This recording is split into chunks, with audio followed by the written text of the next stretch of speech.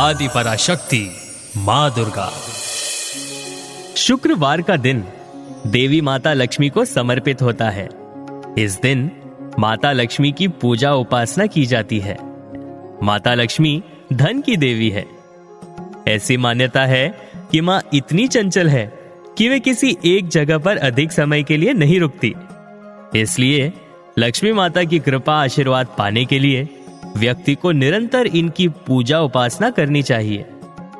लक्ष्मी माँ विष्णु भगवान की अर्धांगिनी है और माता लक्ष्मी क्षीर सागर में उन्हीं के साथ रहती है।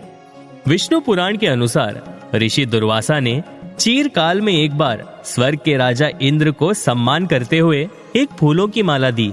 देवराज इंद्र ने उस फूलों की माला को अपने हाथी के सिर पर रख दिया और हाथी ने उस फूलों की माला को पृथ्वी पर फेंक दिया।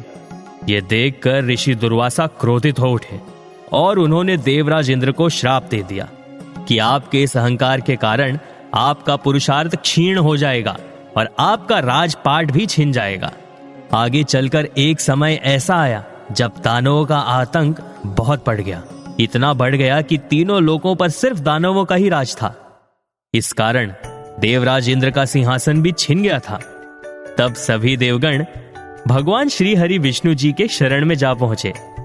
भगवान ने देवताओं को समुद्र मंथन करने की सलाह दी और कहा कि इस समुद्र मंथन से आपको अमृत की प्राप्ति होगी और इसका पान करने से आप सभी अमर हो जाएंगे और इस अमरत्व के कारण आप दानवों को युद्ध में परास्त करने में सफल रहोगे।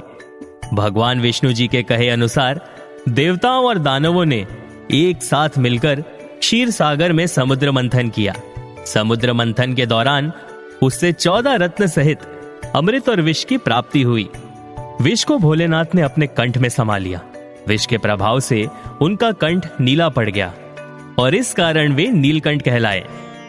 अमृत पीने के उपरांत देवताओं ने दानवों को परास्त कर दिया और अमृत ग्रहण करने के कारण देवराज इंद्र भी ऋषि दुर्वासा के श्राप से मुक्त हो गए और इसी समुद्र मंथन से माता लक्ष्मी की भी उत्पत्ति हुई, जिन्हें भगवान श्री हरि विष्णु जी ने अर्धांगिनी के रूप में स्वीकार लिया।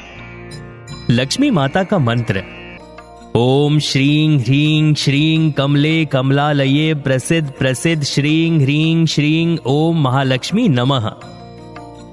तो ये थी माता लक्ष्मी के उत्पत्ति की कथा। ओम दुम दुर्गाय नमो नमः। आप सुन रहे थे आदि पराशक्ति माँ Durga, only on radio city.